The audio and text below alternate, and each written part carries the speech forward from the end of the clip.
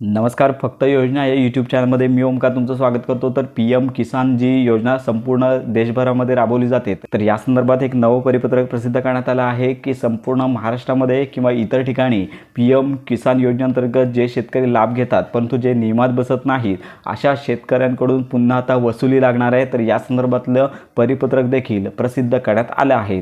तर अशा प्रकारे हे परिपत्रक प्रसिद्ध करण्यात आलं आहे. प्रधानमंत्री किसान सन्मान निधी योजनेसाठी बँक खाते उघडण्यासाठी संबंधित जिल्हाधिकाऱ्यांना सूचना देण्यात आल्या आहेत. प्रत्येक जिल्ह्यानुसार अशा 34 जिल्ह्यांसाठी 34 स्वतंत्र बँक खाती उघडण्यास मान्यता देण्यात आलेली आहे. आणि यामध्ये पाहू शकता की प्रधानमंत्री किसान सन्मान निधी योजनेसाठी राज्यस्तरावर स्थापन करण्यात येणाऱ्या अपात्र लाभार्थ्यांकडील परतावा रक्कम जमा करण्यासाठी सदरचे बँक खाते उघडण्यात येणार आहे. तर अशा प्रकारे संबंधित जिल्हा अधीक्षक, कृषी अधिकारी यांना सूचना देण्यात आल्या आहेत. त्यामुळे जे अपात्र कॅन्डिडेट आहेत तरी देखील PM किसान योजनेचा लाभ घेतात.